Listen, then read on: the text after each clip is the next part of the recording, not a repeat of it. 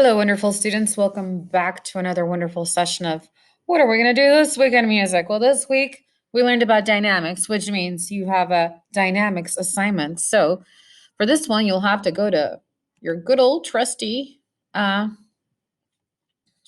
Flight. So go to Note Flight. And okay, once again, if you've got more than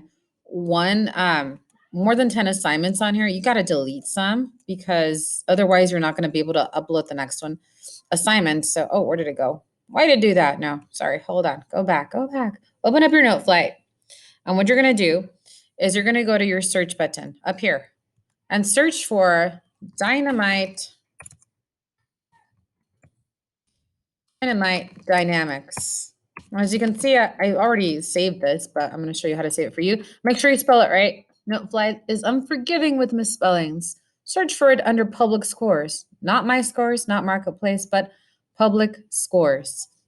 And it should be the score that you see at the very, very top. So you see there, Dynamite Dynamics by Nenrick. That's me. That's my username for this. So click on that.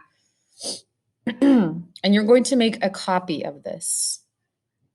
So once it's downloaded, you're like, yep, that's the one. You should probably follow me because I'm awesome. Oh, look, I've got 70 followers. I'm so pops.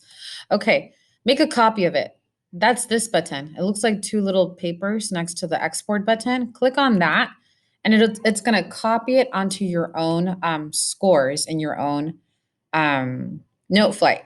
So it'll copy it, and then once you do that, you can go ahead and start making changes to it. You don't need to fill out the composer or the lyricist. There is none. That was me.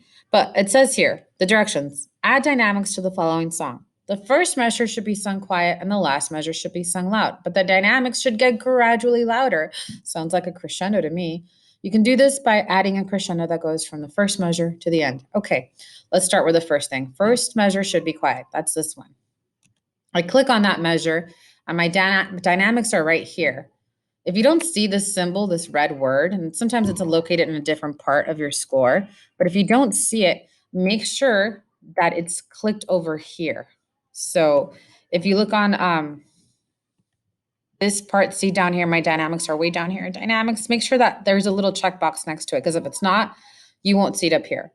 Okay, once you make sure that it's up here on your console, highlight that first measure, click the F, and if it's going to be sung quietly, then you press P for piano, right? There it is, P.